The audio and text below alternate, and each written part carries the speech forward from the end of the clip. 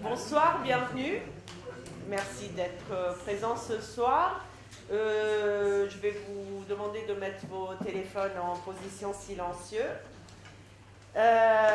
Monsieur le maire vous prie de l'excuser d'être absente ce soir. Il y a Madame Champion qui est là pour le représenter. Et je tiens à remercier et à signaler la présence de Stéphane Mazevé qui nous fait le plaisir d'être là ce soir, qui est le directeur de l'Observatoire de la Côte d'Azur. Vous êtes là, je vous cherchais. Merci. À l'heure de clôturer pour cette année le cycle brillant de l'ordre et du chaos vu par les sciences fondamentales, je remercie bien sûr chaleureusement Alessandro Morbidelli pour cette programmation passionnante. Mais revenons un peu sur les conférences précédentes.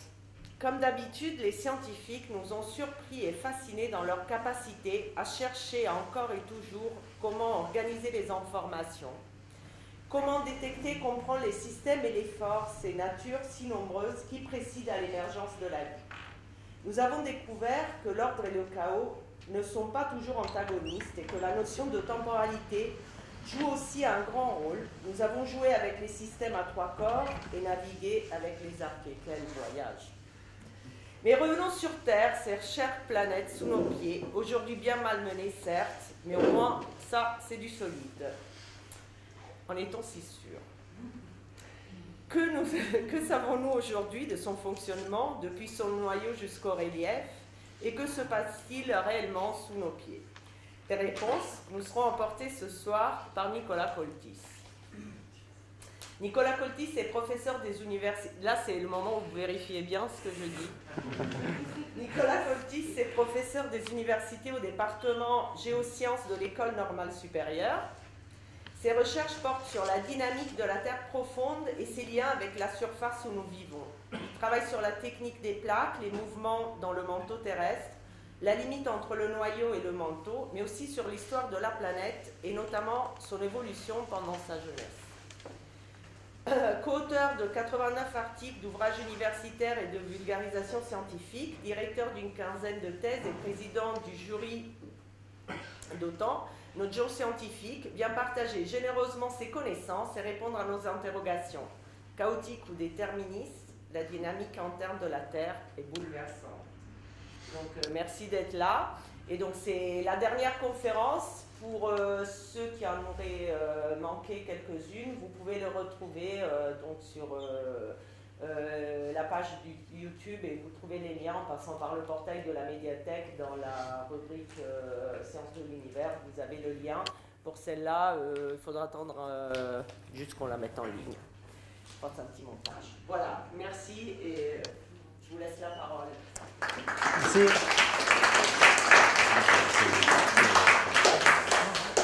Merci beaucoup et merci beaucoup pour l'invitation. Ah oui, il faut que tu lances. Donc ça, c'est un genre de vidéo que vous pouvez trouver sur YouTube ou quoi, qui va vous dire comment la Terre sera plus tard. Donc dans 100 ans, dans 1000 ans. Donc on peut se poser la question, est-ce qu'on peut vraiment faire des prévisions? On peut certainement en faire, parce que déjà avec la météo, on peut en faire pour on va dire au moins une semaine, ça dépend où, ça dépend comment, une semaine, 15 jours. Mais est-ce qu'on peut prévoir l'état de la planète dans l'avenir? Comment on peut le faire? Par quels moyens c'est possible, si c'est possible? Donc c'est autour de ces questions-là en fait que je voudrais aborder la question du chaos et de l'intérieur de la planète. Et donc on va regarder la planète, on va parler de chaos interne, interne pour l'intérieur du globe. Donc là, c'est ce qui se cache derrière toute l'eau, ces gaz. Donc la planète Terre, je vais d'abord vous parler de comment elle est constituée, pour vous placer le cadre. Ensuite, je vais parler rapidement de chaos pour vous remettre en tête ou vous mettre en tête quelques points importants pour ce que je vais discuter ensuite. Et puis j'aborderai trois grands champs dans lesquels on se pose des questions sur le chaos et ce qui se passe dans la planète, sur des choses que vous connaissez, puisque c'est les tremblements de terre, le champ magnétique de la planète, et puis aussi ce qui se passe sur la dérive des continents. Voilà. Donc l'intérieur de la Terre. L'intérieur de la Terre, de quoi est-il composé? Il est composé de plusieurs couches, plusieurs sphères, plusieurs coquilles, que je vais détailler ensuite. Et comment en fait sait-on ce qu'il y a à l'intérieur de la planète? Alors, la première des choses qu'on peut faire, c'est creuser. Ce que vous voyez ici, c'est une installation qui a été mise en place dans les début des années 70 dans la péninsule de Kola, qui est en fait une partie de la Russie proche de la Finlande, tout dans le nord. Et donc les Russes ont décidé de creuser. Donc ils ont creusé, je crois, pendant 29 ans pour arriver à faire le trou le plus profond qui ait jamais été fait. Et depuis, donc ça date déjà d'une certaine période, on n'a jamais réussi à faire plus profond, et donc on est arrivé à 12 km de profondeur. Donc quand on arrive à 12 km de profondeur, on tombe sur des cailloux qui sont toujours des cailloux de la croûte, et donc on a un échantillonnage sur ces 12 km-là. Si on veut arriver au centre de la Terre, il faudrait creuser 6400 km. Donc creuser, c'est compliqué. Les géologues, ils ont d'autres techniques. Eux, ils vont sur le terrain, ils regardent des cailloux, donc comme ceci par exemple. Ils essaient de détailler leur structure, leur nature. Et certaines de ces roches, en fait, sont des roches qui viennent des profondeurs de la Terre, pas forcément très profondes, mais qui sont remontées en fait par les mouvements tectoniques. Et donc ces roches les plus profondes qu'on puisse trouver, remontées par la tectonique, c'est de l'ordre d'une centaine de kilomètres. Donc ils enregistrent un petit peu ce qu'il y a en profondeur. On trouve aussi d'autres moyens de ramener, enfin la Terre, la tectonique, elle trouve d'autres moyens pour remonter des roches. C'est ce que vous voyez ici. La roche qui est noire ici, ce sont des laves, des basaltes qui sont remontés dans les volcans et qui ont arraché ces petits morceaux verts qu'on appelle des xénolithes. Ces morceaux verts, c'est des morceaux de roche, de la roche du manteau terrestre. Le manteau terrestre, on appelle ça des péridotites. C'est vert, péridot, vous avez déjà peut-être entendu parler, pour des pierres d'ornement. Ce qui est vert, c'est l'olivine, un minéral qui s'appelle l'olivine, couleur olive. Et donc ça nous ramène des roches qui peuvent, donc des morceaux de roches comme ça qui peuvent provenir de plusieurs centaines de kilomètres, jusqu'à peut-être 300 km grand maximum, à l'intérieur de la planète. 6400 km, c'est encore loin. On a d'autres, donc dans ces roches, dans ces laves, on peut trouver ici, vous avez un diamant qui a été trouvé au Botswana. À l'intérieur de ce diamant, vous avez des petites billes, là, vous les voyez, je pense. Et ces petites billes, en fait, à l'intérieur, on a des minéraux qui ont été emprisonnés par le diamant lorsqu'il s'est formé. Ensuite, le diamant est remonté vers la surface, à travers, à un moment donné, les laves, mais on a conservé sa structure. Et donc, ces petits minéraux, ils peuvent provenir de grandes profondeurs. Ça, c'est un des plus profonds qu'on connaisse de minéral qui a été emprisonné dans un diamant. Et lui, il vient entre 600 et 800 km de profondeur. Donc on a des petits minéraux comme ça. Par contre, plus en profondeur, on n'a aucune roche roches ou autres matériaux qui viennent des grandes profondeurs. Donc comment on fait pour savoir ce qu'il y a plus profond? Ce qu'on va regarder, c'est la forme de la Terre. Donc là, elle est un peu exagérée, c'est une sorte de patate comme ça, elle est un peu exagérée. Et en fait, la forme de la Terre, elle est dictée par la gravité. La gravité, vous savez sûrement que la gravité, c'est relié en fait aux masses qui forment un corps. Et donc, la forme de la Terre et la gravité à la surface de la Terre, elles nous parlent en fait des masses qui sont à l'intérieur et donc des propriétés. La masse, la densité, c'est une propriété de ces matériaux qui sont à l'intérieur de la Terre. Donc, dans l'information gravité, il y a l'information quel est le matériau qui constitue l'intérieur de la planète. Alors, ça ne suffit pas, il faut aussi d'autres méthodes. Une autre méthode, c'est celle de la sismologie. Donc là, vous avez un modèle, vous avez un séisme qui a eu lieu ici, et vous avez des ondes sismiques qui se propagent à l'intérieur du globe. Et ces ondes sismiques, elles se propagent dans le globe, c'est du son en fait qui se propage dans le globe, qu'on enregistre ces vibrations. Et les vibrations, c'est vraiment le son. Ce n'est pas des ondes lumineuses, sonores, c'est des vibrations comme celles qu'il y a dans l'air, sauf qu'elles se propagent dans les roches. Et en fait, vous avez déjà fait l'expérience, je pense que quand vous criez dans l'eau, ce n'est pas la même chose que quand vous criez dans l'air. C'est la même chose pour les sons qui se propagent à l'intérieur du globe. Selon les matériaux qui traversent, le son ne va pas à la même vitesse, n'a pas les mêmes propriétés. Et donc, en récoltant les signaux sismiques, on arrive aussi à avoir des informations sur les matériaux qui composent l'intérieur de la planète. Donc, avec l'ensemble de ces deux disciplines, et bon, il y en a d'autres aussi, ce qu'on arrive à faire, c'est avoir une image en fait, de l'intérieur de la planète. Ce que vous avez au centre de la planète aujourd'hui, c'est ce qu'on appelle la graine.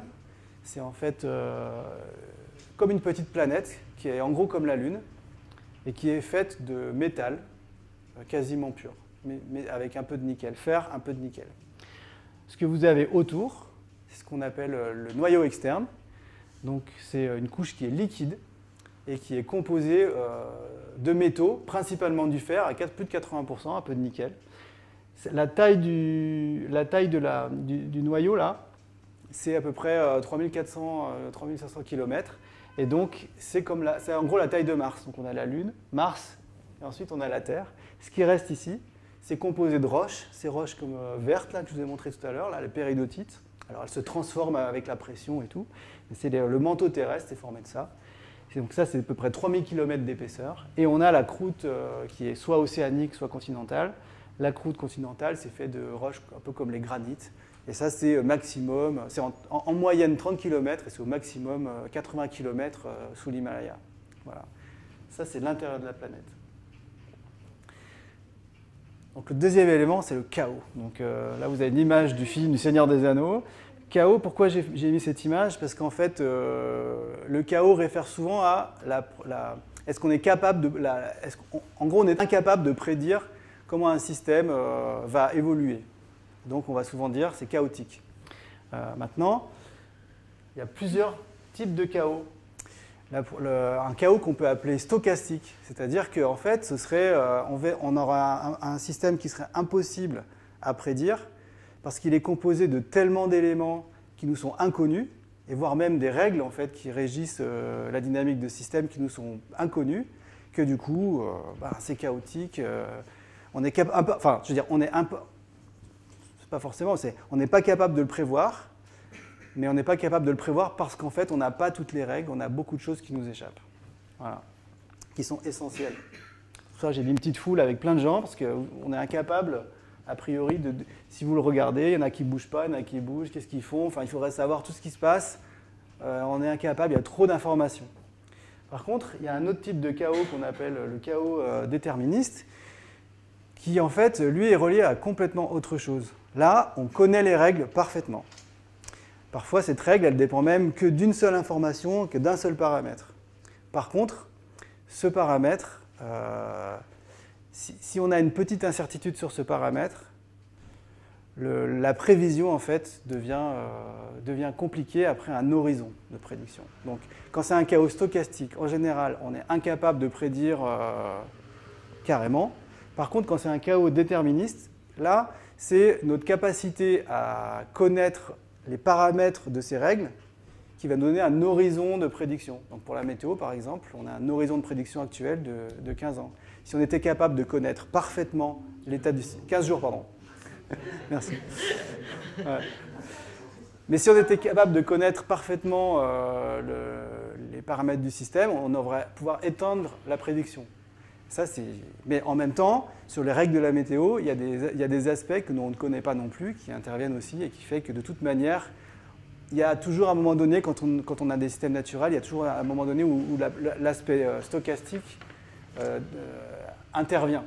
On n'est jamais capable de connaître complètement tout ce qui peut régir un système mais on est capable, des fois, de le résumer à des choses simples qui nous donnent un horizon de prédiction. Donc ça, c'est un petit exemple ici avec ce système-là. Là, ce n'est pas pour la planète, mais c'est pour vous donner un petit exemple. Ici, vous avez deux formes. Vous avez des petites billes. En fait, vous en avez plein. Mais leurs positions, elles sont très, très, très proches. Donc, vous avez l'impression qu'il n'y en a qu'une, là, pour l'instant. Et en fait, ces petites billes, elles vont rebondir. Et on connaît exactement la loi. Il y a de la gravité plus le rebond. On connaît la loi. On sait écrire une équation. On sait trouver la solution. Il n'y a pas de souci. Et donc, c'est une forme un peu comme ça. Et là, vous avez une forme qui est plus proche d'un demi-cercle. Et vous avez la même chose. Et vous allez voir qu'on n'obtient pas du tout les mêmes résultats. Il faut attendre un petit peu de temps.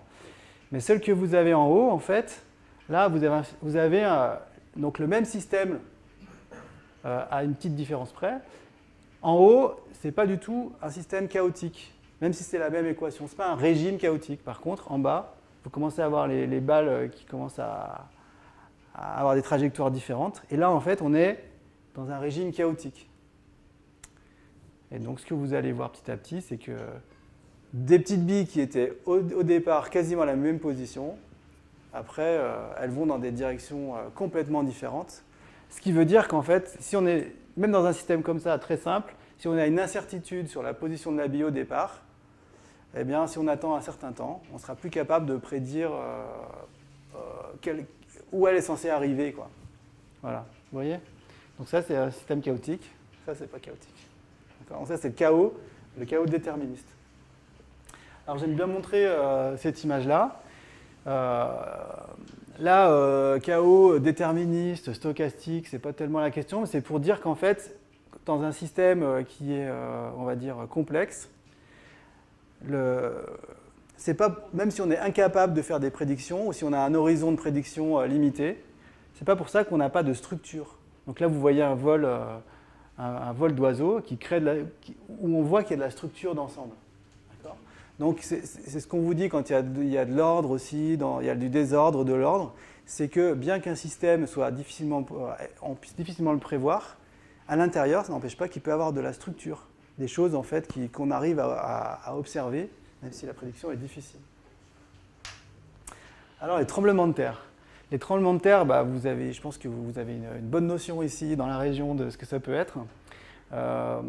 Donc en général, c'est en fait des roches qui se rompent avec un glissement d'une faille. Donc c'est quelque chose qui peut durer un certain temps, des dizaines de secondes pour les très gros séismes, et qui propage ensuite des vibrations. Et là, dans les tremblements de terre, la vraie question que je vais aborder, c'est la question de la rupture.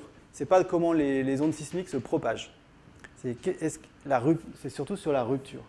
Et donc on a un vrai... Vous savez qu'on n'est pour l'instant pas capable de prédire quand est-ce qu'il va avoir un tremblement de terre. C'est ce sujet-là que je vais aborder. Alors les tremblements de terre, où est-ce qu'ils sont? Et bien là, vous avez 15 ans en fait, de séisme sur le globe. Vous avez en couleur la profondeur du séisme, la taille en fait, des petites sphères, des petits cercles, c'est la magnitude de ces séismes. Donc, ce qui est quand même assez intéressant, c'est qu'il semble qu'on puisse faire de la prédiction quand même sur la structure. C'est-à-dire que les séismes, ils ont lieu toujours au même endroit. D'accord ? Si on prend la surface globale de la Terre et qu'on essaye de voir sur quelle surface se produisent les séismes, c'est une surface extrêmement limitée. Donc, dire où est-ce que vont avoir lieu les séismes, on peut le faire à l'échelle de la Terre. Et les géologues, ils vont sur le terrain, ils identifient même les failles, et ils peuvent même dire sur cette faille, il va y avoir un séisme dans l'avenir. Voilà.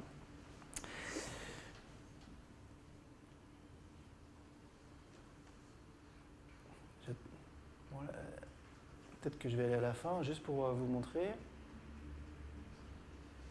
Voilà. Là, vous avez tous les séismes enregistrés, et puis après, vous avez juste les plus gros. Donc, on voit que ça suit les limites des plaques tectoniques. Je ne vais pas trop en parler.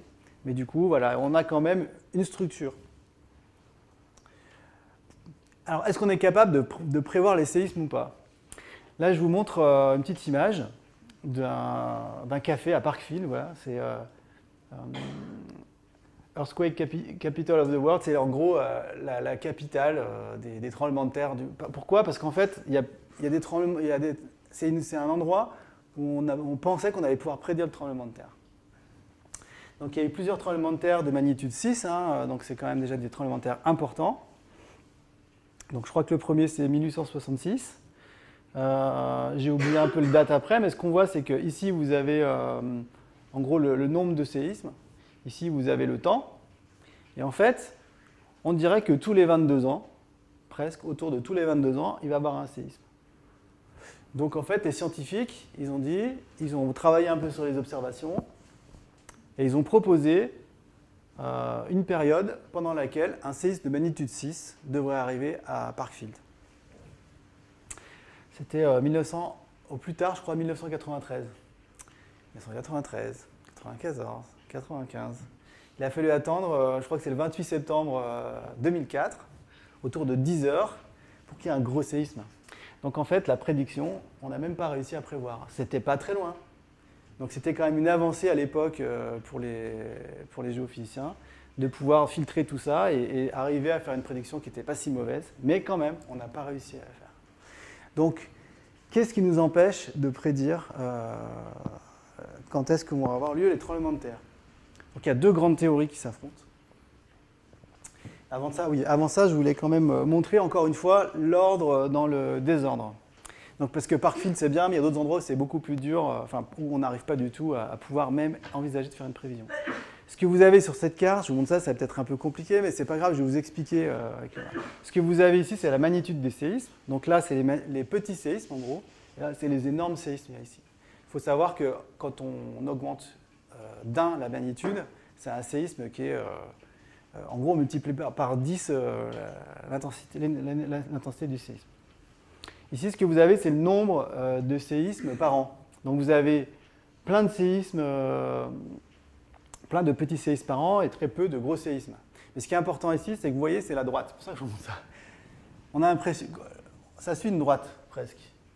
Donc c'est comme s'il y avait une relation, en fait, entre le nombre de gros séismes et le nombre de plus petits séismes à l'intérieur du système. Donc c'est comme s'il y avait un ordre, en fait, dans combien de séismes, de quelle énergie il va avoir sur Terre chaque année. Donc quelque part, il y a un ordre qui est derrière, qu'on arrive à voir là-dedans. Alors ça, pourquoi je vous montre cette image-là, c'est de savoir, est-ce qu'en fait, la difficulté de prévision est due à, on va dire, ce que j'ai appelé tout à l'heure un peu chaos stochastique, ce qui est de l'ordre de l'imprévisible parce qu'on ne connaît pas toutes les règles le système. Là, je vous montre en fait un plan de faille. Ici, c'est ces structures-là, vous voyez ces espèces de lignes-là qu'on appelle des stries, qui vous montrent qu'ici, qu'il y a eu un mouvement de la faille, comme ça. Et ce qu'on voit, pourquoi je vous montre ça, c'est parce que si vous regardez le plan de faille, il y a des aspérités de partout, il y a des minéraux différents d'un endroit à l'autre, ça craque, il y a une irrégularité de la surface qui est très grande. Donc, d'autre part, si on regarde en fait aussi l'état des séismes qu'il peut y avoir dans une région, il y en a pas mal, quand dans une région sismogène, il peut y avoir des petits séismes un peu à droite à gauche. Donc, ce que peuvent dire certains géophysiciens, géophysiciennes, c'est dire, de toute manière, la structure d'une faille, il y a trop de paramètres dessus, il y a trop d'irrégularités, de choses, on sera incapable, il faudrait tout connaître pour qu'on puisse prédire un séisme sur cette faille. Et en plus de ça, il y a plein de bruit ambiant, plein de choses qui varient, qu'on est incapable de prédire, il y a trop de paramètres là-dedans. Donc on ne peut pas prédire quand va avoir lieu un séisme, parce qu'en fait, il faudrait connaître ce qui se passe sur chaque petit centimètre cube de roche. Voilà. Et puis, il y a toujours des gens qui vont regarder autre chose. Donc, on fait un petit modèle. Quand on fait de la physique, des fois, on essaye de réduire. Ce n'est pas toujours une bonne idée, mais en tout cas, c'est une bonne idée pour comprendre certains mécanismes. Ce que vous voyez ici, en fait, c'est une espèce de modèle réduit qu'on fait pour les séismes. C'est-à-dire qu'il y a un élastique et ensuite une friction, là. Et donc, quand on tire l'élastique, c'est un peu comme s'il y avait des forces tectoniques qui agissent sur les roches. Les roches, en fait, elles sont un peu élastiques aussi, donc elles se déforment tranquillement, mais si on relâchait, elles revenaient à leur état initial. En fait, elles accumulent ces forces, puis à un moment donné, paf, ça casse. Donc c'est une idée qu'on se fait du séisme. Et on peut le voir, en fait, parfois, avant qu'il y ait un séisme, tout doucement, le sol s'élève tout doucement, on arrive et puis quand il y a gros séisme, pouf, ça revient à zéro, puis ça refait comme ça. Voilà. Donc ça, les scientifiques, ils ont essayé d'explorer ce modèle du patin là, avec un élastique. Ça, c'est un phénomène, il n'y a pas de chaos, c'est pas chaotique. C'est-à-dire que si on connaît les propriétés d'élastique, la friction, c'est pas très le temps de récurrence, c'est pas très dépendant de où est-ce qu'on avait mis le truc au départ. Si on se trompe un tout petit peu sur l'élastique, ça change pas grand-chose. Si on a des incertitudes sur le système, c'est pas grave, on arrive bien. Par contre, alors ça, on s'en fiche de ça. Par contre, si on fait cette expérience-là avec 2 élastiques et 2 patins, et en fait, ce qu'on a ici, on a un système qui est chaotique. C'est-à-dire qu'en fait, justement, si l'élastique, on est à la virgule près pour la propriété d'élasticité de l'élastique, on va avoir des temps auxquels il va y avoir des glissements qui vont être carrément différents. On a quelque chose qui est plus difficile à prédire. On voit dans le système que c'est chaotique, juste avec cette complication-là. Alors la question, c'est est-ce qu'on va être capable de savoir, c'est pas du tout la même chose, si avec ça, on peut étudier les séismes. Parce que ça veut dire que là, du coup, on peut avoir un horizon de prédiction. Alors que l'autre, c'est on ne peut rien faire. Donc, ça, c'est difficile parce qu'on ne fait qu'observer, nous, de l'extérieur. Comment savoir ce qui fonctionne? Alors là, je vous montre, c'est une étude qui est assez récente. On voit peut-être pas bien, ça c'est la côte ouest, nord-ouest des États-Unis. Vous avez Vancouver par là. Ici, ce qu'on appelle les cascades, c'est une région tectoniquement très active avec des volcans, des tremblements de terre. Et ce qu'on a en fait en rouge ici, là, c'est des zones où il y a ce qu'on appelle des séismes lents. Donc les séismes lents, on les appelle les séismes silencieux aussi avant. C'est qu'en fait, on repère que la Terre en fait se déforme, un peu comme des séismes. Sauf que ces séismes, c'est comme s'ils duraient éventuellement plusieurs jours. Donc il y a une déformation élastique, là, comme tout à l'heure, et puis au bout d'un moment, ça se met à glisser doucement. Et ça, c'est des choses qu'on voit un peu partout dans les zones qui se déforment, on appelle ça les séismes lents. Plus c'est rouge, plus il y en a. Et ce que vous avez ici, c'est du coup entre 2006 et 2018. À chaque fois qu'il y a un pic, c'est que vous avez un séisme lent. Et donc, à différents endroits, les scientifiques ont retrouvé ces données. Donc ça, c'est des endroits où on a vraiment plein de sismomètres, de GPS, de plein de trucs pour mesurer, il y en a de partout. Et donc, il y a toutes ces données. Et donc, ce qu'a fait cette équipe-là, c'est qu'en fait, ils ont essayé d'analyser ces données. Et ce qu'on est capable de faire avec des petites théories de l'information et puis de la physique théorique, on est capable d'avoir une idée de combien il nous faudrait de paramètres avec une loi donnée pour reproduire ce genre de signaux, de variabilité du signal. Donc s'il y a en fait énormément de paramètres, on va dire c'est plutôt du chaos dit stochastique, là, comme tout à l'heure. Mais si en fait il n'y en a pas beaucoup, c'est qu'en fait ce qu'on voit de chaotique, ça vient du fait des lois elles-mêmes qui régissent le système. Et donc là-dedans, ils ont trouvé qu'avec à peu près 5 paramètres, on pouvait expliquer toute cette structure un peu chaotique dans les signaux des séismes lents. Et donc, c'était un travail important pour dire, en fait, même avec un modèle comme ce qu'on a vu tout à l'heure, du coup, il faut un peu plus de patins et d'élastique, là, en fait, on peut arriver à reproduire en fait, ce genre de phénomène. L'horizon de prédiction pour les séismes lents, ce serait de plusieurs jours. C'est ça, quand c'est un chaos déterministe, on a une loi. Après, on a un horizon de prédiction. Donc là, ce serait de plusieurs jours. Si on le transférait au gros séisme, du coup, l'horizon de prédiction, ce serait d'une dizaine de secondes. Donc si vous voulez, c'est déjà incroyable qu'on puisse se dire on pourrait prédire. Mais 10 secondes, pour l'instant, c'est trop court. Mais il faut savoir que, par exemple, si on avait même un horizon de prédiction qui serait de l'ordre de la minute, c'est déjà, ça serait déjà pas mal. Donc voilà où on en est pour les séismes. Il y a toujours ces débats, mais ça, c'est les séismes lents. Hein. Les gros séismes, est-ce que ça marche pareil que ça ou pas? C'est encore un défi. Mais en tout cas, le savoir si on peut mettre des lois physiques un peu simplifiées avec du chaos déterministe, c'est essentiel. Ça nous permettrait de franchir un pas quand même essentiel. Encore une fois, horizon de prédiction, si c'est juste quelques secondes, bon, voilà. Donc voilà, c'était pour vous dire que c'était hyper important. Vous avez ici, là c'est quoi? C'est San Francisco, ici c'est Istanbul. C'est des villes majeures. Hein. Ici, il y a toutes les technologies, là, tout ça que tout le monde utilise. Ici, il y a 30 millions de personnes. Et c'est deux villes qui sont sur des failles où il va y avoir un gros séisme, on ne sait pas quand. Donc, ça serait bien de gagner même quelques minutes. Alors maintenant, je vais vous parler du champ magnétique de la Terre. On change de sujet. Champ magnétique de la Terre, donc là, vous avez en fait une reconstruction, ici c'est le pôle Nord, une reconstruction du mouvement du pôle Nord au cours de quelques centaines d'années. Là. Et vous voyez que ce pôle Nord, il bouge plus ou moins vite. Aujourd'hui, il bouge à peu près à 60 km par an. Donc c'est la vitesse d'un escargot à peu près. Alors le champ magnétique, ce qu'on voit aussi, c'est que quand on regarde le champ magnétique qui est à l'intérieur des roches, ça c'est observé même de l'espace. En fait, ce que vous voyez ici, c'est qu'il y a des zones où des roches, en fait, elles sont des anomalies, elles ont un champ magnétique qu'elles ont capturé. Quand il est jaune, il est dans le même sens que le champ magnétique actuel. Quand c'est bleu, c'est dans le sens inverse du champ magnétique actuel. En fait, ces roches, certaines roches, quand elles se forment, elles vont capturer l'information du champ magnétique quand elles se forment, et ensuite elles vont la garder. C'est comme des espèces de boussoles fossiles, en fait. Ça, c'est hyper important pour nous en géologie, ça nous permet de faire plein de trucs. Et en tout cas, là, ce que je voulais vous montrer, c'est qu'en fait, le champ magnétique que les roches ont enregistré dans le passé, parfois, il était dans le même sens que l'actuel, parfois dans le sens inverse. Donc, ce que vous avez ici, ici, vous avez plus de 300 millions d'années.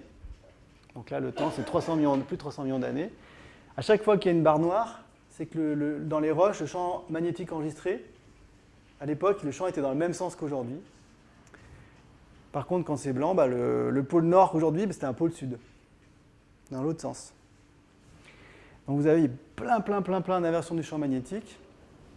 Et donc la dernière inversion, elle date de à peu près 700 000 ans. Il y a 40 000 ans, on a pu enregistrer que le pôle nord il s'est déplacé énormément, mais il est revenu quand même à sa position, c'était quand même pas une inversion complète, il est revenu à sa position initiale. Donc 700 000 ans, il y avait déjà des êtres humains, c'était pas comme nous, mais voilà. Et donc, ce qu'on voit, c'est qu'en fait, il y a pas si on fait l'analyse du signal, on a l'impression d'un système chaotique. C'est-à-dire que des fois, il y a des grandes périodes pendant lesquelles il n'y a pas vraiment d'inversion du champ magnétique, comme ici ou là. Puis des fois, il y en a plein. Et c'est difficile de savoir, quand on a une inversion ou pas une inversion, qu'est-ce qui va se passer après. On a l'impression que ça se passe un peu n'importe comment. Voilà. Donc, qu'est-ce qui est derrière ça? Est-ce que c'est un fait quel système se cache derrière?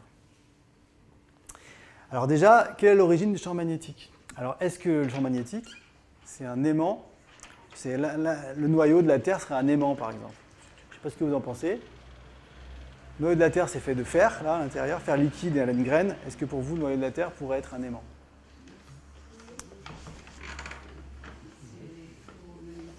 Voilà, ouais. C'est extrêmement probable, puisque c'est composé de nickel, et puis Ouais. on a un champ magnétique qui est donc perturbé par le magnétique de la Terre pour faire un espèce d'onde d'aimant.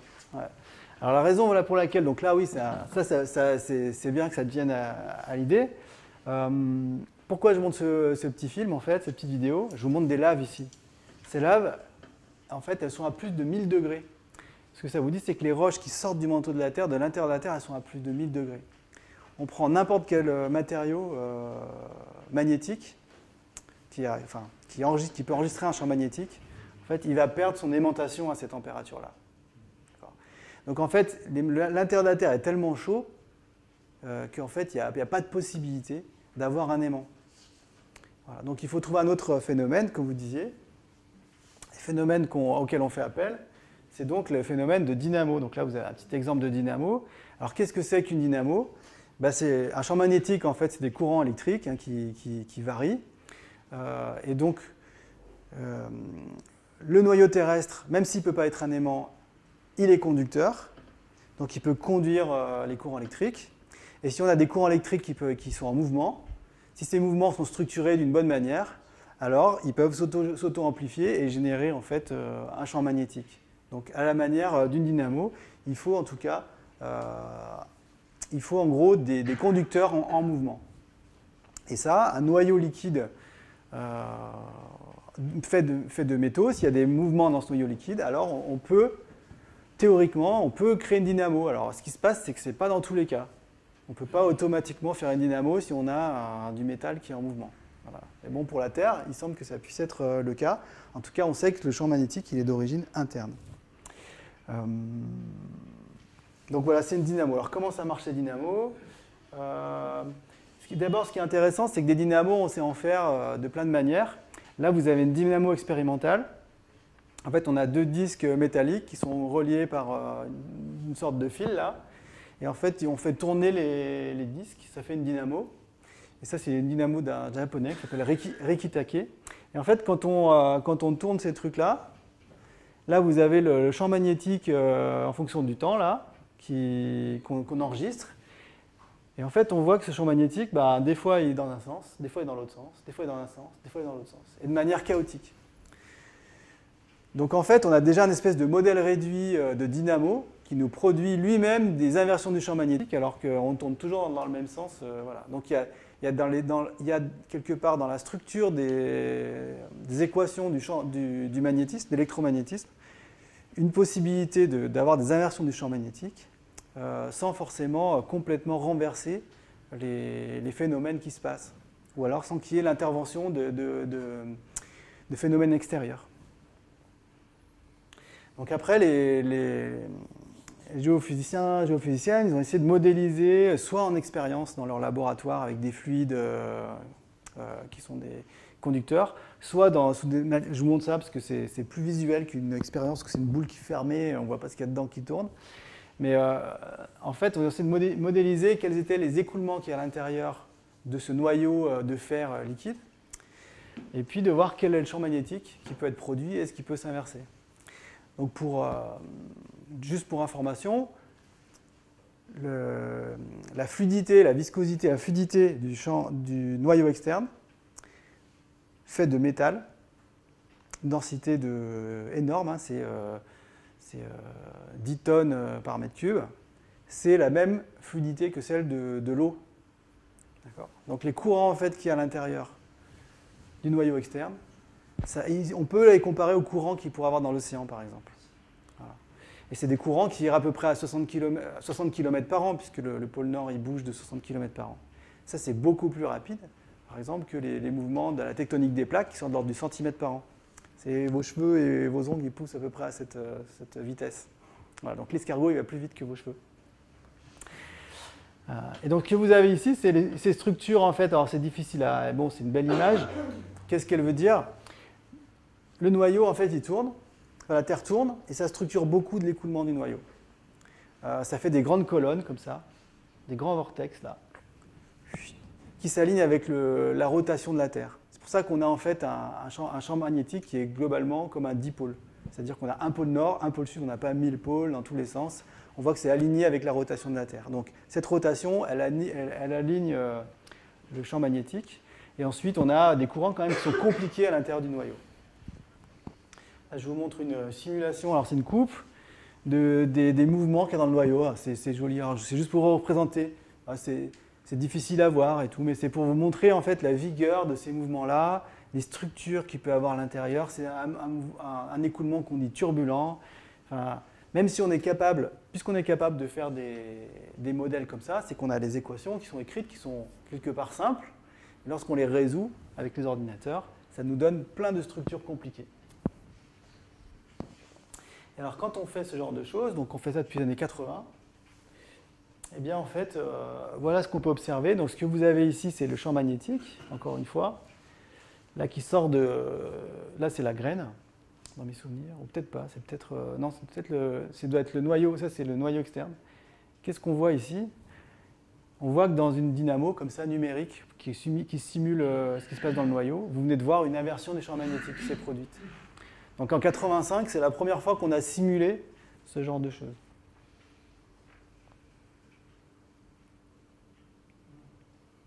Voilà. Donc on s'y attendait un peu, hein, comme je vous montrais tout à l'heure avec les deux disques là, de Rikitake, c'est que en fait, les inversions du champ magnétique, c'est un phénomène, on va dire, naturel, qui émerge des rapports de force qu'on connaît, qu'on est capable, nous, de connaître. C'est des lois qu'on a nous-mêmes décrites. Ça advient, ces inversions. Donc, ça ne nous dit pas, pour autant, si ces inversions-là, elles ont un caractère chaotique ou non. Et ce qu'il faudrait faire, c'est arriver à faire des simulations comme ça, qui sont très longues, en fait, pour savoir. Et le problème, c'est que pour l'instant, on n'est pas capable de le faire. Donc, est-ce que dans les dynamos qu'on fait comme ça va être régulier? Est-ce qu'on va avoir un comportement chaotique? On ne sait pas. Hein. Pour autant, quand on voit l'image d'avant, là, l'écoulement est tellement compliqué ici. Pour le coup, lui, il est chaotique. C'est possible que les inversions soient chaotiques. Pour autant, il nous manque, on n'y est pas encore. Ouais, les couleurs, elles représentent la température du fluide. Ouais, parce que je ne voulais pas trop vous en parler, c'est juste pour vous votre imagination, parce que c'est une espèce de coupe dans le système. Et en fait, la graine, elle relâche de la chaleur, donc vous avez des courants chauds qui montent. Et puis en fait, souvent, il se refroidit, c'est en bleu et il tombe. Voilà. Puis en même temps, il tourne. Et bon, c'est une structure très tridimensionnelle. Si vous voulez retenir une structure de l'écoulement qui est dans le noyau terrestre, il faut plutôt se dire qu'il y a des espèces de colonnes avec du fluide qui monte dans la colonne, qui redescend, avec des petites complexités, et qui autour de la graine en fait. Voilà. Donc ce qu'ont essayé de faire des gens, c'est de réduire les équations, essayer de voir en fait si on prenait les équations avec la dynamo et tout, est-ce qu'on est capable de voir si en fait on a un chaos qui est plutôt, comme je vous disais, stochastique, c'est-à-dire est-ce qu'il faut qu'il y ait des perturbations externes est-ce que c'est les perturbations externes qui vont en fait déclencher ces inversions du coup à des moments qui dépendent de ce qui est à l'extérieur, ou est-ce qu'en fait c'est ce qui est à l'intérieur qui permet de déclencher ces inversions. Donc on commence à de mieux en mieux comprendre quelle est la structure en fait, du champ magnétique dans ces inversions. Par exemple, l'intensité du champ magnétique commence à diminuer avant de s'inverser. Mais on se pose encore des questions sur les modalités, qui permettent de nous donner un horizon en fait, de prédiction sur ces inversions-là. Voilà. Donc dans les modèles en fait, de ce qui est de l'écoulement tout à l'heure dont je vous ai parlé, l'horizon de prédiction c'est de l'ordre de 50 à 70 ans. Donc ça reste assez court, mais quand même. Et donc dans les 50 à 70 ans, si on prend un modèle de dynamo comme je vous ai montré tout à l'heure, on peut le faire tourner 50 à 70 ans avec une structure un peu comme du champ comme il y a aujourd'hui, mais a priori on ne devrait pas vivre d'inversion, même si le champ magnétique en ce moment il diminue son intensité et le pôle nord il commence à bouger assez vite. Voilà. Donc là-dessus, c'est encore des questions en suspens sur des théories pour expliquer en fait qu'est-ce qui va dicter ces temps à lesquels le champ va s'inverser, quoi. Voilà, donc ça c'était l'image du pôle, comment il bouge aujourd'hui, depuis 300 ans. Je vous ai déjà montré ça un peu tout à l'heure. Alors je voulais arriver à la tectonique des plaques et aussi à ce qui se passe dans le manteau de la Terre. Donc là vous avez une petite image, je pense que vous connaissez peut-être un peu. La surface de la Terre en fait retourne dans les profondeurs au niveau de ce qu'on appelle zone de subduction. Et puis vous avez des grands courants qui à l'intérieur. Ça c'est les roches en fait qui se déplacent à l'intérieur. Et donc vous avez tous ces mouvements rocheux qui créent plein de structures qu'on voit à la surface de la Terre, notamment tous les reliefs. Voilà, c'est un film qui vous montre un peu qui vous représente un peu comment nous on se l'imagine. Donc des plaques qui passent les unes sous les autres. Souvent il y a plein de tremblements de terre ici. Bref, voilà. Et les questions que je voulais poser, c'est là vous avez des vieilles images. Donc il y a un siècle. Où en fait on commençait à être introduite l'idée que les continents avaient dérivé. Alors il y avait déjà eu des propositions déjà avant, mais là c'était la première proposition dans la science moderne, etc. 1920, c'est quand même l'époque d'Einstein, de tous ces scientifiques qui découvraient l'atome, la radioactivité. Il y avait déjà eu de la physique moderne très avancée. Et donc à cette époque, c'est Alfred Wegener là, qui proposait que les continents dérivaient. Donc on a eu une Pangée, supercontinent, qui s'est en fait déstructuré pour faire plein de petits continents, comme on voit aujourd'hui ici. Voilà.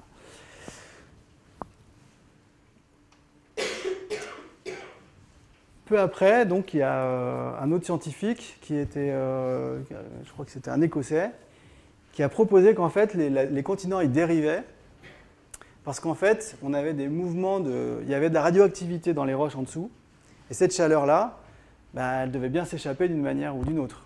Donc à la manière un peu je sais pas, de votre casserole que vous chauffez, cette chaleur, elle contribue au fait qu'on ait des mouvements à l'intérieur. Parce qu'en fait, quand le matériau chauffe, il devient plus léger, il monte. Et puis quand il devient plus dense, froid, il devient plus dense, il plonge. Donc ça, c'est la convection. Et donc ça, on a ces grands mouvements-là de convection à l'intérieur du manteau de la Terre. Donc c'est les années 30. Et donc il y a ce lien entre dérive des continents et convection. Donc une question qu'on peut se poser. Donc Ouais, déjà, ce que je voulais vous dire, c'est qu'on a des grands mouvements à l'intérieur de la Terre. J'ai dit tout à l'heure que c'était dans le manteau, c'était un caillou. Est-ce que les cailloux, ça peut se déformer, ça peut s'écouler comme ça, comme dans votre casserole? Alors, c'est pas la même chose que de l'eau dans une casserole. Mais un petit peu ce que je voulais vous montrer ici, du coup, c'est une image d'un glacier qui s'écoule. C'est pour vous dire des solides qui s'écoulent. Vous en connaissez, la glace. Bon, simplement, les roches, elles mettent plus longtemps à se déformer. Comme je dis, c'est des centimètres par an, mais en fait, c'est le même genre de mécanismes qui font que en fait, on peut avoir cette grande convection à l'intérieur d'un système qui est rocheux et qui va être très lent, mais ça fonctionne un peu pareil, ça s'écoule comme ça. Alors, à quoi ça ressemble? Là, je vais vous montrer une petite simulation de ce qui se passe à l'intérieur de ces systèmes-là. Donc, ce que vous avez dans cette simulation, c'est ce qui est en jaune, c'est comme si c'est les continents qui sont à la surface. Et vous avez vu, il y a des choses rouges là qui bougent, qui montent. Ça, en fait, c'est des courants chauds qui viennent juste au-dessus du noyau et qui remontent jusqu'à la surface. On appelle ça des panaches.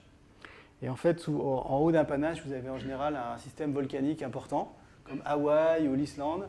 C'est par exemple ce genre de choses. Ce que vous avez ici en bleu, ça représente ces plaques-là qui sont en subduction, qui plongent. Donc ça, c'est les courants froids qui viennent refroidir le système. Donc dans votre casserole, les bulles qui montent, qui sont chaudes, ce serait plutôt ça. Et puis l'eau froide qui tombe, ce serait plutôt ces trucs bleus. Et si je le remets, vous voyez que les continents, en fait, ils vont bouger en fonction aussi un peu de ces trucs bleus et ces trucs rouges qui se baladent. Notamment, un truc bleu, il plonge, donc il va attirer la surface. Et un supercontinent, il peut se former, par exemple, parce qu'il est attiré par une zone de subduction, là, un courant froid. Il va se mettre au-dessus d'un courant froid, par exemple. Voilà.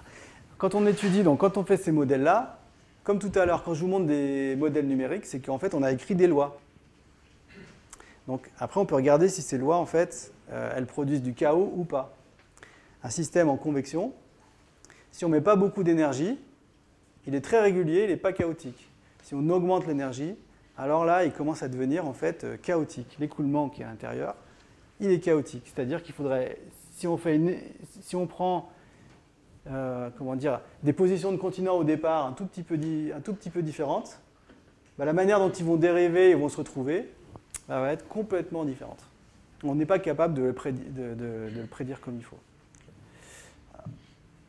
Alors, du coup, ce qu'on avait fait, c'est, je vais peut-être l'arrêter tout de suite, c'est une petite expérience.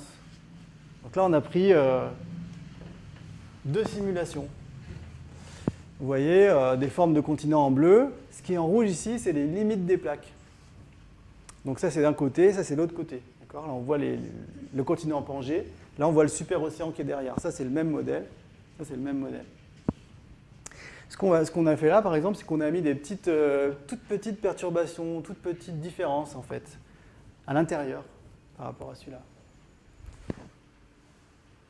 Et donc ensuite, on l'a fait évoluer. Donc au début, vu que les différences au début sont toutes petites, au début, c'est comme pour les petites balles au début, là, vous vous souvenez? Là, on ne voit pas beaucoup de différences.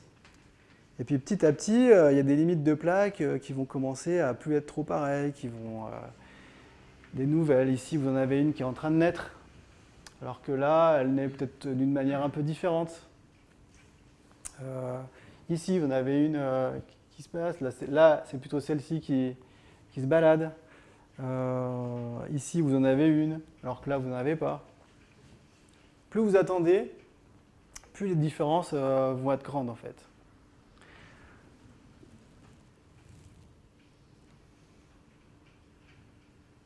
Voilà, je laisse un peu évoluer. Alors, on peut retrouver des caractères communs, encore une fois, c'est le temps qu'on attend. Donc là, en tout, il y a quelques centaines de millions d'années, en fait, qui se passent. Des phénomènes qui commencent à plus être pareils.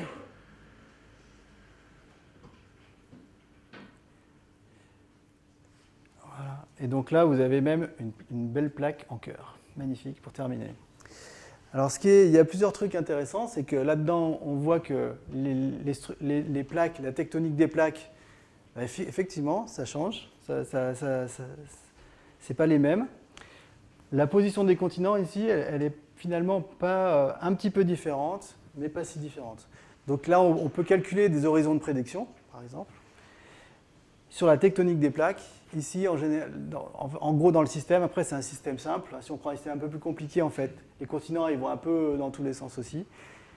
Et en fait, pour l'horizon de prédiction pour la dérive des continents à la tectonique des plaques, on serait plutôt de l'ordre de maximum 90 millions d'années dans ce genre de système. Alors, ça nous laisse le temps. C'est-à-dire qu'en gros, si on a, avec les informations qu'on a aujourd'hui, les lois qu'on utilise, alors elles ne sont pas parfaites, donc ça introduirait plus d'incertitudes et probablement ça réduirait l'horizon. Hein. On serait capable de faire ça. Et donc après, je crois que je vous ai mis une petite vidéo là, d'une université australienne qui prévoit l'existence donc ça, c'est un truc qui existe un peu chez nous. Je trouve que c'est un peu inutile, mais c'est pas grave, je vous montre quand même. C'est quel serait le prochain supercontinent. Et donc là, eux, ils sont amusés à faire cet exercice mental, pas du tout avec les modèles dont je vous ai montré avant, mais en se basant sur ce qui s'est passé récemment. Voilà, bon, vous n'avez peut-être pas bien vu, c'est peut-être allé trop vite, mais ils proposent, donc on voit régulièrement sortir de ce genre de choses-là. Donc à chaque fois, le prochain supercontinent, c'est dans 200 millions d'années. Donc c'est pour vous dire qu'en fait, c'est bien au-delà de l'horizon de prédiction qu'on a. Donc c'est toujours pareil, c'est comme je vous montrais au début en fait. On peut toujours faire des prévisions, dire comment ça se passera, mais intrinsèquement, ces systèmes-là, ils ont un horizon de prédiction à 90 millions d'années. Tout ce qui est fait, quand on vous prédit ce qui se passera dans 200 millions d'années, c'est déjà, vous savez qu'on est déjà sorti du truc, quoi. C'est pas inintéressant. Et puis en plus, on ne pourra même pas être là pour vérifier. Ouais. Alors je ne sais pas si j'ai encore un peu de temps ou pas, si c'est trop long. Ouais. Je vais parler d'un autre type aussi de phénomène chaotique qu'il y a dans le manteau de la Terre. Donc là, ce que je vous montre en fait, c'est des montagnes qu'il y a en Oman. Okay, donc sur la péninsule arabique, en fait, c'est des morceaux du manteau de la Terre qu'on retrouve sur la croûte, quoi. Et quand on regarde, en fait, un peu à toutes les échelles, on voit des roches vertes, des roches noires, un peu comme un gâteau marbré. On peut se faire cette image-là. En fait, si on simplifie, les roches qui sont plutôt noires, en fait, c'est la croûte terrestre. Les roches qui sont vertes, c'est le manteau terrestre. Et cette croûte, elle rentre dans le manteau au niveau des zones de subduction. Donc il y a une espèce de touillage qui se fait, de mélange qui se fait entre les deux. Et en fait, comment ça se passe? Ça, c'est super intéressant pour nous, notamment aussi avec Alessandro, quand on se pose des questions sur ce qui nous reste des origines de la planète. Est-ce qu'on est capable, est-ce que cette espèce de mélange qui se fait entre la surface et l'intérieur, est-ce que ça nous permet de garder une mémoire de ce qu'il y aurait eu à la surface de la planète il y a 4 milliards d'années, par exemple? Possible ou pas? Donc, quelle efficacité de ce mélange-là? Donc voilà, je vous montre une image d'un type de mélange. Donc vous avez ici, ce serait comme si on avait des mouvements de convection, là, des choses qui montent du bas, qui montent du bas puis qui replongent après. On met un petit carré noir, puis on regarde comment ils se mélangent. C'est un petit peu compliqué. Pour autant, est-ce que ça se mélange de manière chaotique ou pas? Je peux vous montrer un système où en fait, c'est ce qu'on appelle du mélange laminaire. Donc c'est un fluide dans lequel on a mis des petites couleurs là pour voir comment. Et donc on tourne là, on touille dans un sens, il tourne dans un sens.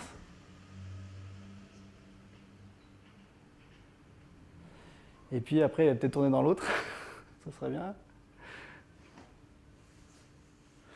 Donc on voit que ça se mélange, hein, que du coup ça se dilue. Donc diluer, c'est comme mélanger. On voit toujours un peu de verre, mais c'est plus une goutte du verre puissant. Donc là, il tourne dans l'autre sens.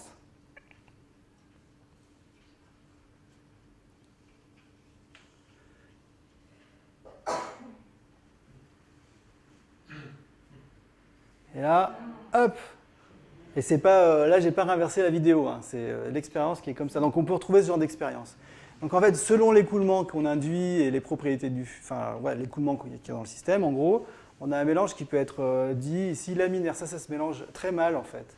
Avec un mélange laminaire, on garderait des informations de roches qui sont retournées, qui étaient à la surface de la Terre, qui sont allées dans le manteau. Elles seraient mal mélangées. Peut-être qu'on aurait pu les revoir à d'autres moments à la surface, etc. C'est possible. Par contre, ça, c'est des très vieilles simulations de convection dans le manteau. Et on a mis, vous avez vu les petites barres au début, on les regarde se mélanger. Et petit à petit, en fait, on les voit s'étirer très fort. Et en fait, on voit que ça se mélange de manière chaotique. Alors pourquoi? Si on revient un petit peu comme tout à l'heure avec les billes, si vous prenez deux billes, une bille et puis une autre où la position est un petit peu différente, mais sa trajectoire va être au bout d'un moment complètement différente de l'autre, si vous imaginez que ces deux billes, c'est une barre de roche, en fait, cette barre de roche, elle va petit à petit complètement s'étirer. Et plus elle s'étire, plus elle va se mélanger. Alors que si on a un système laminaire, deux petites billes qui sont à côté, elles vont avoir des mouvements souvent plutôt cohérents, et donc plutôt mal se mélanger, si vous voulez. Et donc du coup, les scientifiques ils ont essayé de caractériser alors déjà, c'était un type de mélange. Ensuite, c'est de savoir quel est le temps du mélange aussi. Et donc là, je vous montre aussi un cas qui est assez intéressant. C'est pareil, c'est visuel, mais ce qu'il faut s'imaginer, c'est une boîte, comme ça, c'est une boîte de manteau. Ce que vous avez en haut, c'est la surface. Et en fait, vous avez cet élément-là qui se balade comme ça, cet élément-là qui se balade comme ça. C'est ça qui génère le mouvement qui est à l'intérieur. Mais c'est avec les mêmes propriétés que le manteau, ça ressemble un peu au dorsal, qui a à la surface du globe et tout. Et en fait, dans ce système, il y a certaines zones dans lesquelles le mélange, en fait, il serait pas chaotique. Vous voyez ici, c'est plein de petites particules. On voit qu'elles se baladent, en fait, sur une trajectoire bien connue. Le mélange, il se fait mal. Par contre, dans l'autre, les trajectoires, en fait, là, elles sont chaotiques. C'est-à-dire que deux petits points qui seraient proches, ils vont s'étirer comme ça. Enfin, une petite barre, elle va s'étirer très fort rapidement. Okay. Donc, ce genre d'étude, elle va dire, dans un système en convection, en fait, on peut avoir aussi des zones qui se mélangent super bien, puis en fait, des zones où on va préserver en fait, la mémoire de ce qui se passe dans la Terre. Donc bon, il y a eu plein de travaux qui ont été faits dessus. Alors, qu'est-ce que j'ai mis ensuite? Plein de travaux qui ont été faits dessus. Alors, les temps, a priori, pour le mélange, ils seraient assez rapides. C'est-à-dire que ce truc-là, a priori, ça marche dans quelques cas, mais pour la Terre, avec la vigueur des mouvements, c'est compliqué. Donc, garder en fait des mémoires au-delà de quelques centaines de millions d'années, une bonne mémoire, je parle de quelques centaines, voire milliards d'années, c'est compliqué. Donc, a priori, garder dans le manteau ces trucs-là, c'est compliqué. Alors, pourtant, ce qu'on va faire maintenant, ça c'est toujours pareil, c'est ce que j'essaie de vous montrer. Il y a les gens qui font de la théorie pour essayer de voir s'il y a du chaos ou pas. Et puis, il y a les gens qui vont prendre des mesures, les tremblements de terre, champs magnétiques, puis ils vont essayer de voir sur les mesures ce qui se passe. Est-ce qu'on arrive à retrouver les théories? Donc là, tout ce que vous voyez là, c'est les volcans actifs aujourd'hui. Et donc là, il y a des gens qui vont chercher des laves de chacun de ces volcans, qui vont les mettre en fait dans ce qu'on appelle les spectromètres de masse pour avoir une information de la chimie de ces laves. Parce que de la chimie de ces laves, on peut avoir une idée de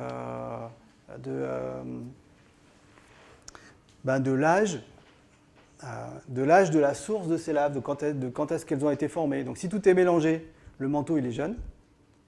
Quand le manteau ce qu'on va retrouver dans les roches, on va dire ça a été formé il n'y a pas longtemps.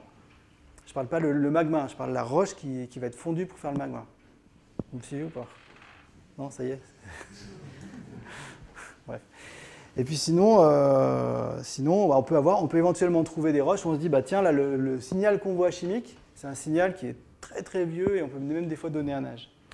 Sur la plupart des roches qu'on voit sur Terre, qui se retrouvent au dorsal, donc c'est la plupart du magmatisme et tout, ici, ou même dans les... Bon, après, il y a les zones de subduction et tout ça. C'est des roches, on voit des roches qui sont quasiment toutes les mêmes, je simplifie vachement, mais toutes les mêmes et qui sont assez jeunes.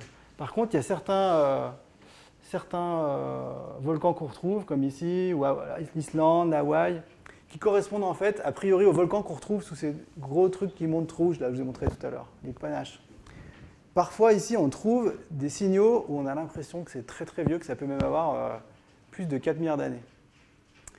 Et donc, on se demande, dans un système qui est comme ça, tout en train de se mélanger, comment on aurait pu garder en fait, des structures aussi vieilles presque que l'âge de la Terre. Donc peut-être qu'en fait, il y a des matériaux qui ont des propriétés différentes, qui ne se mélangent pas comme les autres. Voilà, il y a plein d'incertitudes là-dessus. Mais le mélange, en tout cas, qui est à l'intérieur du manteau, il est chaotique, donc du coup, il est censé être efficace. Parce que, encore une fois, on parlait beaucoup de temps, là, quand vous faisiez l'introduction. Le temps de prévision, c'est aussi comme une mémoire. Il On peut voir aussi comme une mémoire. Donc le chaos, c'est quelque chose qui aussi efface la mémoire. Bon. Voilà, donc c'est mes petites conclusions un peu sur ce que je vais montrer aujourd'hui. C'était de vous dire, on observe la Terre. Il y a plein de choses de ce qu'on observe la Terre où on a l'impression d'avoir des comportements qui sont chaotiques. Donc des grandes questions qu'on se pose, c'est est-ce qu'en fait, avec nos moyens, nous, humains, de construire des règles, des lois, on va être capable d'avoir un horizon de prédiction sur ces choses-là? Ou alors est-ce qu'en fait, il y a trop de choses qu'on ne peut pas connaître, il y a des phénomènes extérieurs qu'on ne peut pas du tout contrôler, savoir, et on est incapable de prévoir. Et donc, des fois, on ne sait pas si c'est nos règles qui expliquent les informations, ou si c'est toutes les perturbations, toutes les choses qu'on n'est pas capable de voir qui les expliquent. Parfois, on arrive à le savoir. Donc en fait, dans toute cette histoire de la planète, il y a des choses qu'on arrive à comprendre, qu'on arrive à pas forcément prédire, mais qu'on arrive à suivre. Et puis, il y en a d'autres qui restent encore bien mystérieuses aujourd'hui. Voilà. Merci.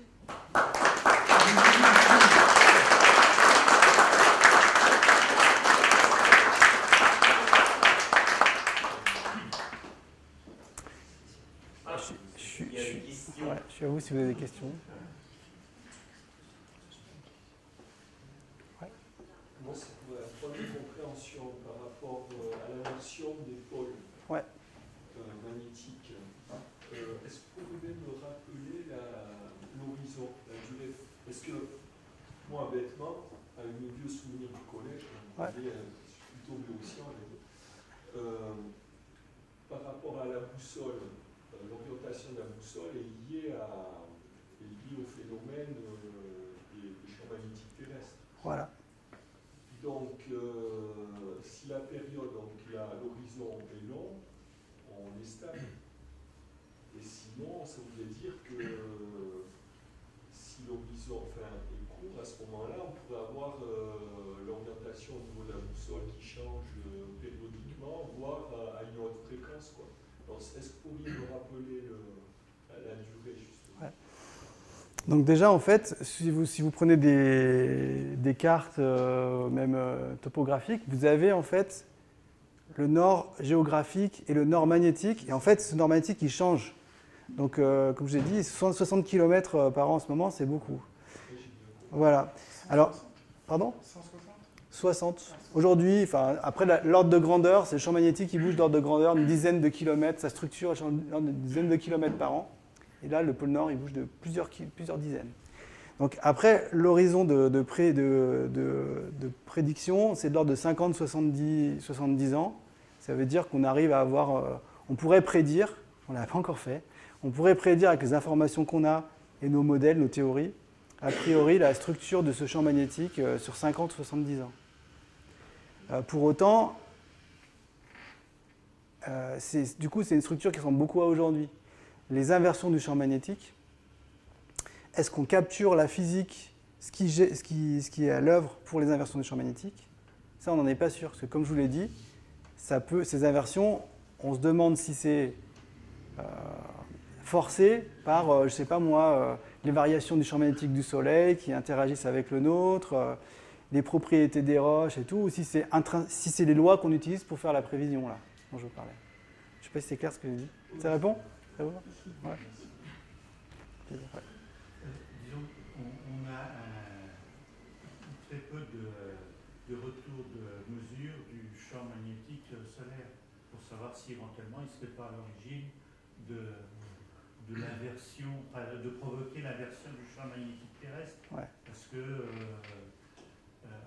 un champ très important dans l'autre sens, est-ce qu'il n'arriverait pas à perturber et inverser le champ terrestre? Alors, du coup, le champ qui est à la surface du globe, c'est 90% du champ qui est de l'intérieur, et donc 10% du signal, on va dire, du Soleil qu'on arrive à capter.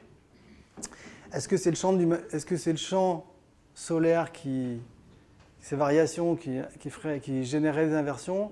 Je pense qu'on peut dire que non, parce que ça voudrait dire qu'on a en gros un phénomène qui pourrait expliquer les variations du champ interne.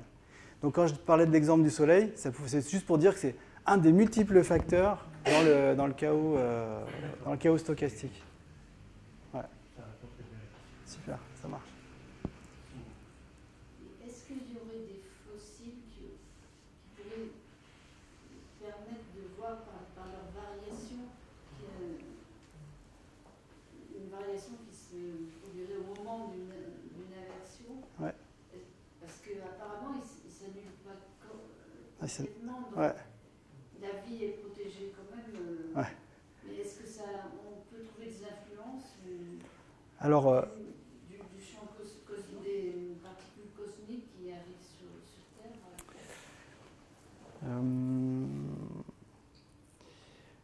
Alors, donc déjà pour le champ, lorsqu'il se passe parce que les inversions qui a eu lieu, la dernière, c'est il y a plusieurs centaines de milliers d'années. Effectivement, le champ, il est encore présent. Donc il diminue, mais il est encore présent de manière importante.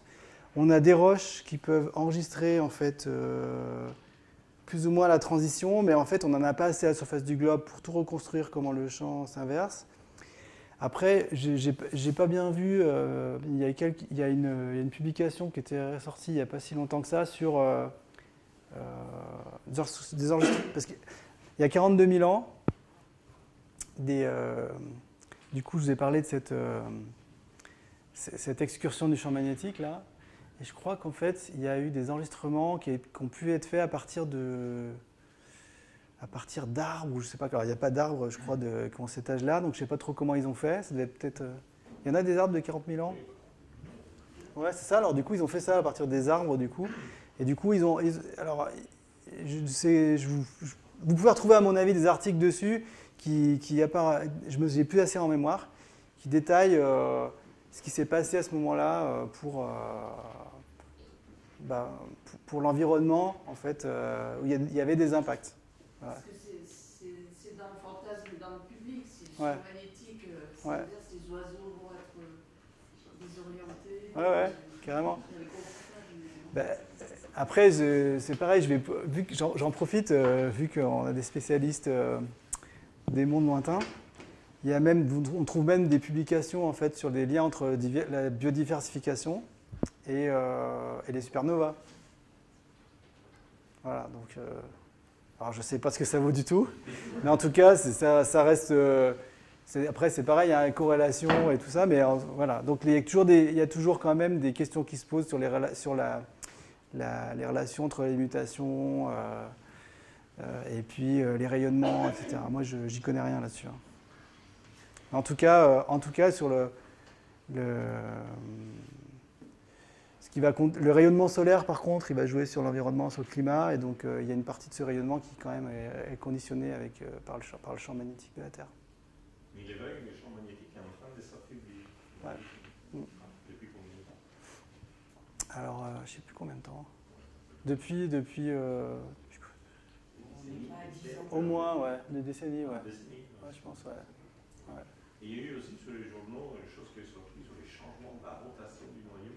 Ouais. Qu'est-ce qu'il y a de... Alors, ouais. Alors, du coup, comment ça marche, tu veux dire ou... Non, qu'est-ce qu'il y a de réel déjà? Qu'est-ce qu'il y a de réel dedans? Les nouvelles des journaux, c'est vérifié. Ouais. Et pourquoi c'est des nouvelles scientifiques. Et voilà. Ce qui est intéressant, c'est que la graine, en fait, quand sa structure, elle est pas homogène. C'est-à-dire qu'il y a un côté de la graine où, quand les ondes sismiques passent, elles ne passent pas à la même vitesse que l'autre côté. Donc, le noyau solide au centre. Voilà, ouais. Exactement. Et ce noyau, il est moins chaud que le magma qui est à côté. Que le liquide métallique au-dessus, si, il est un peu plus chaud en dessous, mais c'est la pression qui fait qu'il est solide, pour simplifier. Un peu comme l'eau, en fait, quand on la comprime, elle fait de la graisse. Donc, on arrive à détecter un peu la structure du noyau avec les ondes sismiques qui passent. Donc, il y a des gens qui ont essayé de regarder si, au cours du temps, on détectait que ces structures, elles bougeaient. Donc, ça a été un grand défi depuis les années 80, 90, quoi. Et donc, il y a des équipes à l'époque qui ont dit, bah voilà, sur 30 ans, on voit qu'on a des enregistrements sur 30 ans qui nous permettent de voir ça. On voit qu'il y a une petite rotation de la graine. Et donc ça, c'est des expériences qui ont été refaites continuellement, là. Et donc là, l'idée, c'était que peut-être elle se met à tourner dans l'autre sens maintenant. Je crois qu'il n'y avait pas que ces données-là. Il me semble qu'il y avait aussi Non, ça c'est autre chose. Il y a des gens qui essayent de mesurer aussi cette rotation à partir aussi du champ de gravité, par exemple à Strasbourg. On est dans le sens par rapport au manteau. Par rapport au Dans l'autre sens, voilà, par rapport au manteau. Bien Ouais. fait, d'accord. Ouais. C'est ça, ouais. Parce qu'en fait, vous avez vu tous ces écoulements. Bah, il y a des écoulements qui vont de l'ordre de 70 km par an, qui brassent comme ça. Et bon, bah, forcément, ça peut entraîner. Et en plus, il y a le champ magnétique, donc il peut y avoir un couplage en fait, entre ce qui se passe dans le noyau externe et la graine. La graine n'est pas complètement au centre en plus, non? Et en plus, ouais, exactement. C'est ça, c'est qui ajoute de la turbulence. Ouais. Non, il me semble. La graine, je crois qu'elle est un tout petit peu décalée, mais aussi parce qu'elle n'a pas la même densité de chaque côté. Et puis, il y a peut-être des phénomènes de... Elles fond d'un côté, elles cristallisent de l'autre. Donc, c'est comme s'il y avait une espèce de mouvement. Alors, c'est compliqué dans le solide. Voilà. Oui. Il y a une structure qui n'est pas figée, quoi. Voilà, ouais. Et ça pose plein de questions. Hein. Mais après, c'est tout petit par rapport à la Terre. Mais bon, quand même, ça pose plein de questions. Ouais. Ouais. Vous avez montré la dynamo avec l'inversion des champs magnétiques. Ouais. Mais sur la modélisation 3D, Ouais. il n'y a pas une sorte de deuxième noyau qui fait un peu cette dynamo qui explique donc l'inversion des champs magnétiques. Un deuxième noyau, tu veux dire, est-ce que la graine, elle est reliée aux inversions? La graine est reliée avec une autre et elle tombe donc à la même vitesse. Et en fait, comme vous l'avez dit, il y a des inversions de champs qui Ouais. sont tout seuls. Et c'est peut-être pour ça qu'il y a des inversions de champs. Vous n'avez pas vérifié cette hypothèse? S'il y avait deux choses qui tournaient comme ça? Deux choses qui tournaient en même temps. Vous aviez montré une dynamo avec Ouais. les inversions de champs magnétiques. Ouais. C'est peut-être pour ça qu'il y a une inversion de champ magnétique. Alors, du coup, quand on fait les simulations de la dynamo, il y a la graine au centre qui, elle peut tourner un petit peu, ça dépend des modèles, mais elle est solide. Et après, ce qu'il y a autour dans le fluide, ça bouge tellement dans tous les sens qu'on ne peut pas identifier. Non, les seules structures qu'on peut identifier, c'est ces espèces de colonnes comme ça. Et quand le champ magnétique, en fait, quand il y a une inversion se passe, les colonnes, elles ne changent pas de structure non plus.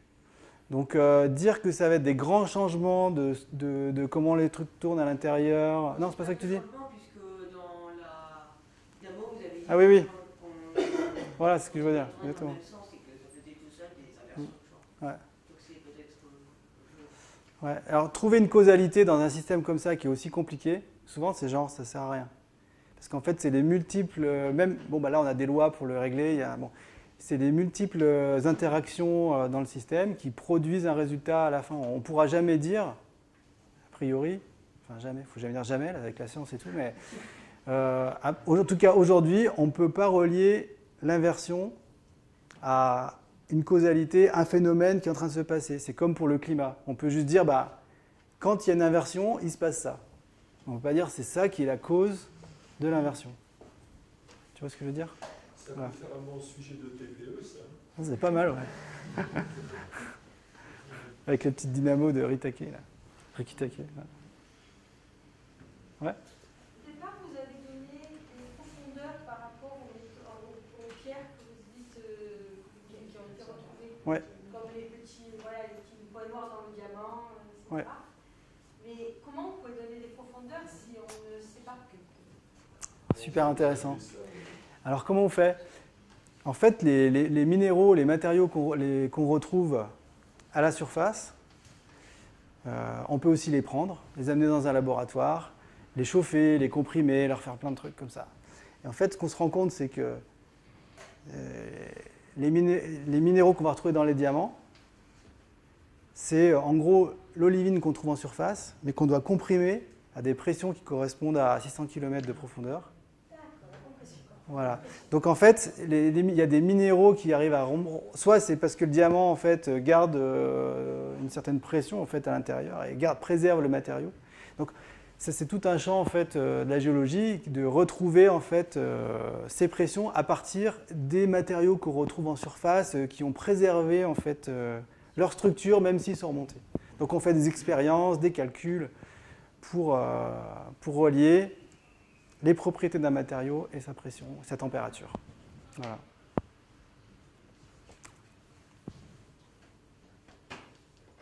La thermobarométrie. Ouais.